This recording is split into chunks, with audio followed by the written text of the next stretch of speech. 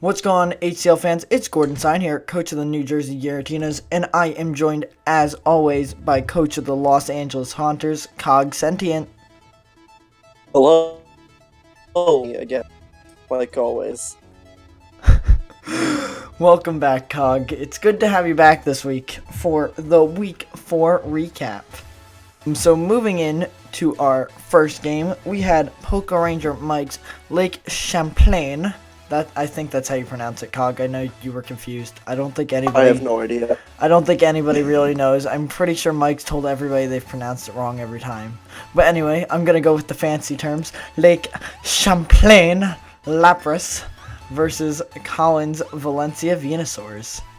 Mike brought Araquanid, Cresselia, Entei, Magnezone, Mega Venusaur, and Swallow, while Collin brought Celesteela, Crocodile, Lucario, Mega Beedrill, Necrozma, and Rabombi.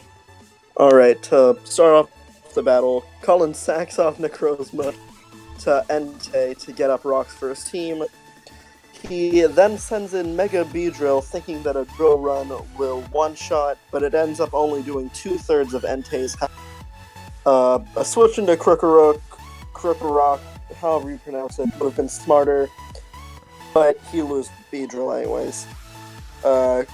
Crook does come in next turn and scares out Entei. Cresselia then comes in for Mike, and Collin, predicting the Moonblast, goes into Celesteela.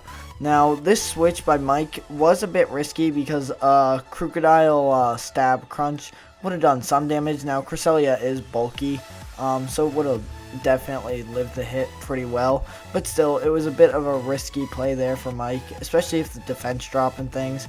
But I think Mike knew he was pretty much safe to go into Cresselia here and Moonblast this turn. However, Collin does predict it going into Celesteela, and after that turn, pretty much nothing goes on for quite a while. It's a bit of Air Slash from Celesteela, Moonlights from Cresselia. It's just back and forth. Nothing's really happening. Leech Seed on Celesteela would have been nice there for Collin to whittle down Cresselia, forcing it out.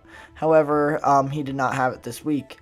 Mike does switch out into Magnezone, and shockingly, that's the same turn Collin goes for Flamethrower. It might have been just Collin seeing if it would do more than Air Slash. However, maybe he was predicting a switch into Magnezone. I don't know, but it put Magnezone down to very low health. Magnezone then Volt switches out the next turn. Mike Araquanid, forcing Collin to switch into Lucario. Mike gets up 3 Sticky Webs on the switch, while Collin sets up a Swords Dance next turn, but is put down to 1/3 of health. Collin kills Araquanid, but takes Life Orb damage. And Mega Venusaur is able to revenge kill Lucario, but it costs Mike a chunk of health. Collin then sends out Crocodile, and it's not able to kill with knockoff. It's a little unfortunate for Collin that his stab dark type move was knockoff this week, just because obviously knocking off a Mega Stone doesn't work, and therefore you don't get the extra damage boost. And so it just barely, Mega Venusaur just barely lived and was able to Giga Drain back all its health that it lost and more so. And then Celesteela came in, so Mike then goes for Synthesis and Leech Seed. However, multiple times Leech Seed missed Celesteela. And Mega Venusaur finally went down to Celesteela after multiple Air Slashes. However, Magnezone was able to come in and revenge kill with Volt Switch, allowing Mike to go into Swallow, which then Boom Bursted its way to victory, killing off Rabombi and Crocodile, resulting in a 4-0 win for Mike over Collin. Right, the kills for this match, Mike's team, his Magnezone and Mega Venusaur got 1 kill each, while his Entei and Swallow got 2 kills. And on Collin's side of the field, Celesteela and Lucario each got 1 kill. Moving on to our next match this week, we have EpicMic's Boston Bronzongs versus the PokeFish's Toledo Tympoles. And This was a very hyped up match just because Mick has had some good matches against top teams. And so we were hyped to see what he could do against the undefeated Fish. On Mick's side, he brought Ditto, Espeon, Kartana, Mega Absol, Milotic, and Rotom Wash. While on Fish's side, he brought Alolan Muck, Flygon, Jolteon, Keldeo, Uxie, and Whimsicott. So, on turn 1, Fish U-turns out Jolteon on Rotom Wash, and Fish goes into Uxie. Unfortunately, Mick misses the Hydro Pump. Mick misses the Hydro Pump. Mick Volt switches out into Mega Absol next turn while Fish sets up rocks with Uxie. Fish hard switches into Whimsicott, which gets knocked off by Mega Absol. However, that wasn't too big of a deal. I think it was like it was like one of the elemental plates, I'm pretty sure, which was quite interesting to see. However, this does force Mick into Espeon, which takes a Moonblast, but its special attack is dropped, and next turn Fish is able to U-turn out into a Alolan Muck, which Mick sets up a Reflect on before letting Espeon go down to a Alolan Muck. Milotic then comes in for Mick and gets the Scald Burn on Alolan Muck, which is huge because now Alolan Muck is pretty much useless and Fish is forced into a position where his best play is to just sack off Muck. Well, Jolteon forces out Milotic, and because of Ditto, Mick is able to not take damage from Volt Switch. Fish switches into Flygon and sets up a Dragon Dance before U-turning on Rotom. Then Uxie comes in and gets burned by a Will-O-Wisp. Mick Volt switches and Fish U-turns. Jolteon comes in on Milotic, forcing into Ditto. Fish predicts this and it's for a never-ending night. Without Ditto next turn with a Shadow Ball. And then Mick goes into Kartana and knocks off while Fish gets off a Thunder Wave, crippling Kartana. And this play right here, Mick probably should have went for Leaf Blade if he had it on the set. I'm not sure if he did, because Leaf Blade pretty much 2-hit KO to anything. Knockoff doesn't guarantee 2-hit KO anything. Plus, there's no boosted damage since Jolteon had the Z Crystal. Fish then does switch into Keldeo, getting the Justified boost on the next knockoff, and Mick switches into Rotom, which does go down to a Sacred Sword. Milotic is able to force out Keldeo, but Jolteon is able to come in and kill Kartana since Mick decides to sack it off. Mega Absol then revenge kills Jolteon, but Fish is able to freely go into Whimsicott and take out the rest of Mick's team, picking up a 4-0 victory. Kills for this battle on Mick's side. His Mega Absol and his Milotic both got 1 kill each. And on Fish's side, his Alolan Muck and Keldeo each got a kill, and Jolteon and Whimsicott got 2 kills each.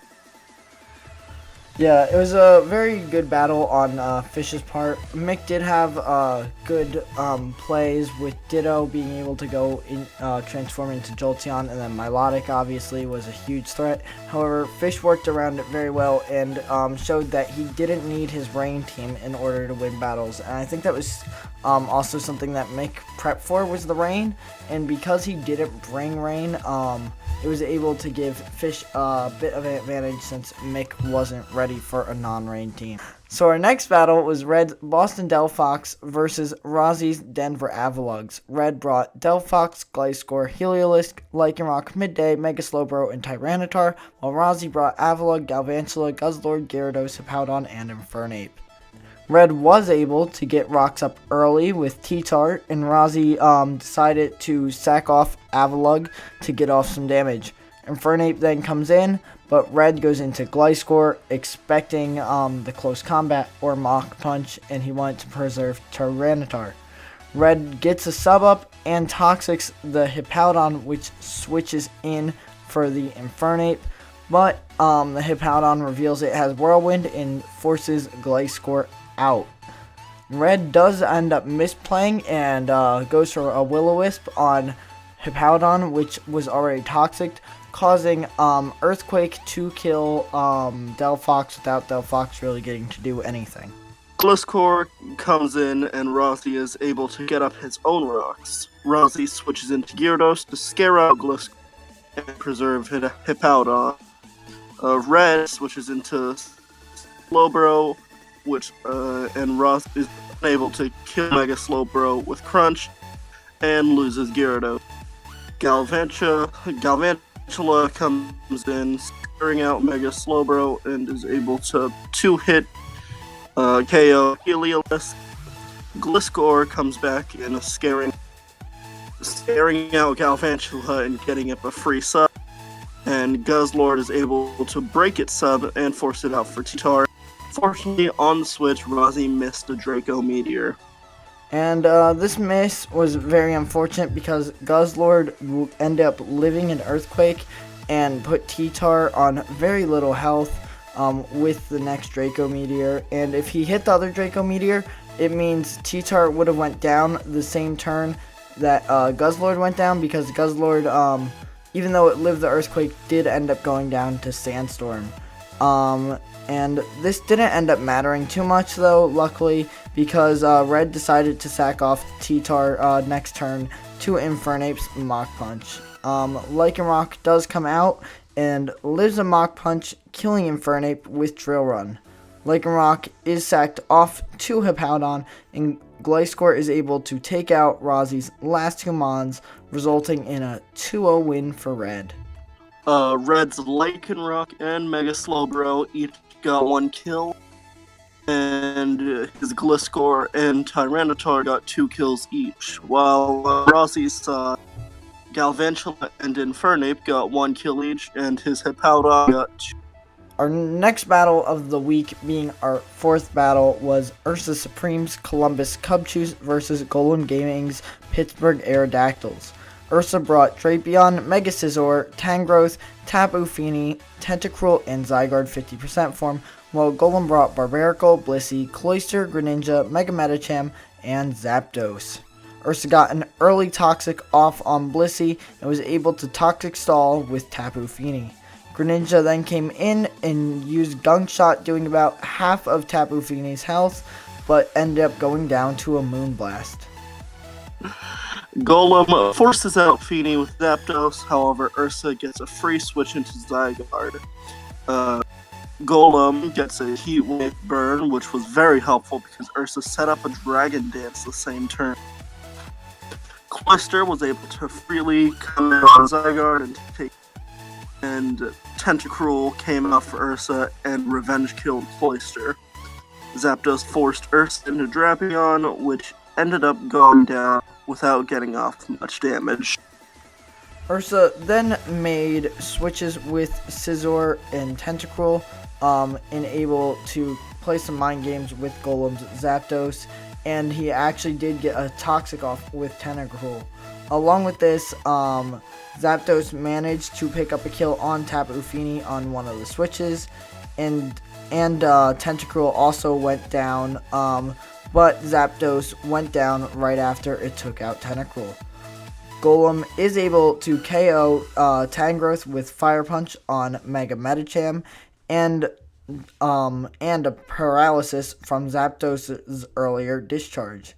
Mega Scizor now was able to come in for free, and it was able to Bullet Punch, kill Mega Medicham, and take out the remaining Mons on Golem's team, resulting in a 1-0 win for Ursa.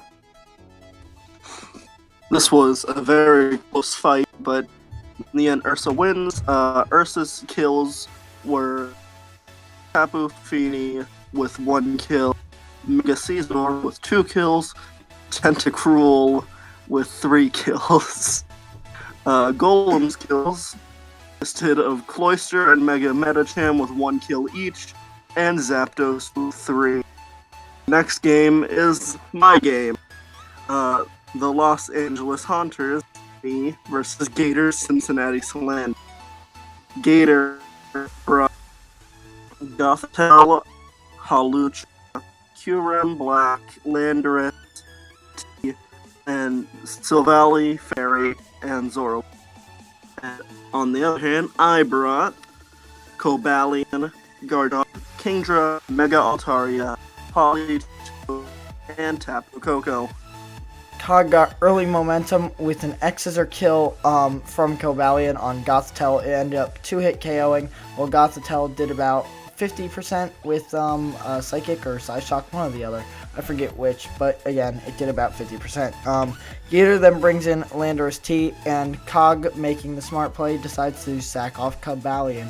And the reason Cog did this was because Cobalion had HP Ice. It didn't OHKO Landorus, but the whole point of it was if he was forced into a situation where Cobalion was in on Lando and Cobalion wasn't needed, HP Ice could be used just to get off a big chunk of damage, and that's what Cog did. He did what he prepped for, so I was very proud of him because I spent all that time prepping with him. Anyway, Garchomp was able to come in and revenge kill Landorus T with Outrage.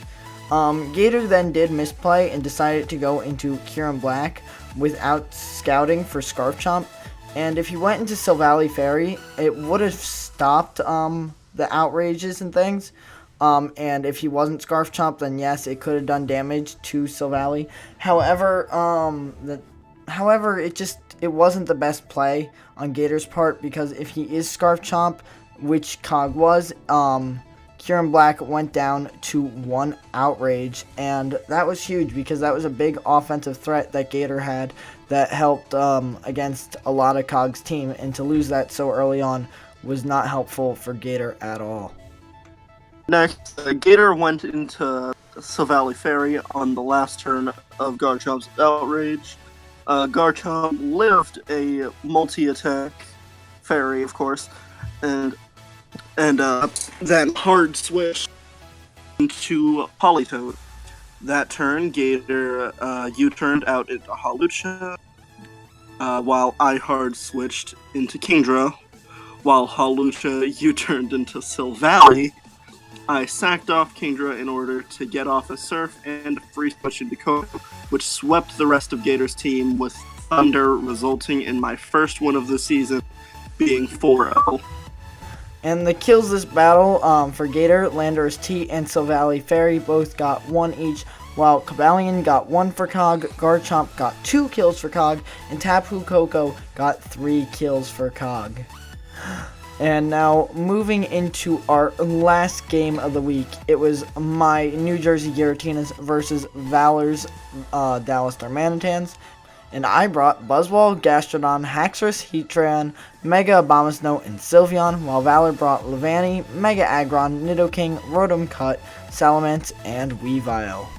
Gordon got off huge damage with Poison Jab from Haxorus onto Levani. Levani was able to get up Sticky Webs with no way for Gordon to remove them, but Valor freely switched into Mega Aggron and got up Free Rocks, and Gordon switched into Gastrodon, while Gastrodon got off chip damage with Ice Beam and is recovered to get health back. Valor finally switched out into Weavile, forcing Gordon out into Buzzwole. And this was great prep on Valor's part because any move on my Buzzwole pretty much OHKO'd Weavile. However, Valor's Weavile ended up being able to take out Buzzwole with an Aerial Ace, and since Weavile's very fast, I didn't even get a chance to put damage on Weavile. I ended up going into Heatran here, forcing out Weavile, and so Valor decided to sack off Levani to Heatran. Valor then went into Nidoking, but thanks to a Shuckleberry, I was able to live in Earth Power and get off a lot of damage with Flamethrower, which would be huge for later in the battle. I ended up sacking off Heatran here, going down to the second Earth Power to get the free switch into Mega Abomasnow. I went for the Ice Shard just to be safe because I know it kills Nidoking here, and if he predicts me to maybe set up Sub or go for something that's not Ice Shard, then I could have went down to like a Poison type move. So Ice Shard was just a safe play. However, he does go into Mega Aggron, and I guess I could have subbed there, which could have been big, but again, if I got hit with a Poison move, that ruined Mega Abomasnow for me. So Ice Shard was just a safe play. I decided to hard switch into Gastrodon, and once again use the Ice Beam Recover combo. And the reason I didn't Earth Power was because if he did switch into Rotom or Salamence, they obviously aren't affected by Gastrodon's Earth Power, and they would be way more affected by Ice Beam. And because of that, Ice Beam was doing a nice enough chip on Mega Aggron where I could just keep recovering up. Valor does switch into Rotom on one of the recovers, which then forces me out into Haxorus, and Haxorus is able to put both Rotom and Mega Aggron both on low health with Mold Breaker Earthquake before being forced out by Salamence. Gordon then sacked off Sylveon in order to force it out with Gastrodon, which picked up a kill on Mega Aggron since Valor decided to sack it off. Valor went into Rotom, forcing Gordon to switch into Mega Abomasnow. Valor unfortunately missed a Leaf Storm, which had a chance to change the battle depending on a roll if it hit. Since it did not hit, there was no roll, and Gordon was free to set up sub on a switch into Weavile. With a combination of Brick Break and Ice Shard, Gordon's Abomasnow was able to sweep the rest of Valor's team, resulting in a 3-0 win for Gordon. Yeah, the Leaf Storm miss definitely sucked. Again, it did come down to a roll, and even if Valor got the roll he needed, I wouldn't have been able to set up sub, but it could have come down to my predictions on if he switched, if he stayed in. So there was a lot of what ifs, and there was ways for both of us to still win that battle if he did hit the Leaf Storm. So again, who knows what would have happened if he hit it, who knows what the roll would have been. Unfortunately, we didn't get to see that, and I end up getting handed the win because he does miss the Leaf Storm. But that's the game we play, and unfortunately, Valor's luck shows up again. The kills this week for my team were Heatran and Gastrodon with 1 each, while my Mega Abomasnow got 4, and Valor's Nidoking, Salamence, and Weavile got 1 each. That's it for the matches this week, and now we will take a look at the standings. In the Melee division, the Fish and the Toledo Tympoles are leading the division strongly with a 4-0 record and a 24 differential. That's huge for Fish. Fish has been a very dominant player. Wait, 24? I think it's supposed to be 14. I might have to look back. Fish also doesn't have high competition in his division right now, so it's looking like it's Fish's division. Moving on to the Akala division, the Boston Bronzongs and LA Haunters. Cog, you're finally tied with Mick record-wise. However, Mick is edging you out just slightly in differential. But that division, even though you guys have all had losing records, since one of you guys at least gets to go to playoffs, one of you is still in very close reach of moving on up to the number 1 spot and taking down Mick. Next is the Ula Ula division with the Lake, however the fuck you, sorry, that was bad, Lake Margarita Lapras, and 4 wins and 0 losses, tied with the New Jersey Giratinas, also with 4 wins and 0 losses. But the Laprases are still ahead because of different. Cog was trying to say differential. Alright, thank you. Last but not least is the Pony division, with everybody with the same win-to-loss ratio. The Dallas Darmanitans, Boston Delphox, and Valencia Venusaurs, all with a 2-win, 2-loss ratio. But the Dallas Darmanitans are because of different. Yep, and so that division's up for grabs for anyone. It's very competitive, and besides Fish's division, all the divisions have been quite competitive. Hopefully we see better play from Gaytor and Ursa in the coming weeks and give Fish a bit of a challenge, but Fish is just such a good battler that I don't know. I think Ursa and Gaytor could both make a push for the playoff spot, but I don't know if they're going to be able to get that division title. Moving in to our league leaders, we still have at number 1 my Electivire Static Sal with 9 kills and a 9 differential. Now, I didn't bring it this week because Valor was one of the main people that wanted Electivire when I sniped it from him. So I didn't want to give him the satisfaction of getting a kill on it, or killing it off, that is. And so I just didn't bring it, plus it didn't do much against Valor. However, it remains in the top 3 at number 1. At number 2, we have the Boston Bronzongs Kartana with 7 kills, 1 death, and a 6 differential. At number 3, we have Lucario from the Valencia Venusaurs with 7 kills, 3 deaths, and a 4 differential. Now, as of right now, Lucario was the only other Mon with 7 kills. However, there are a lot of Mons with 6 kills in the league right now and with slightly better differentials than Lucario. However, because of that extra kill, he moves up in the league leaders because how the leaders work is it goes kills first, differentials second. That's why Lucario is up at number 3. That's all for the week 4 recap. We hope to see you all back for week 5. And until next time, I've been Gordon Sine. And I've been CogSentient. And we will see you next week.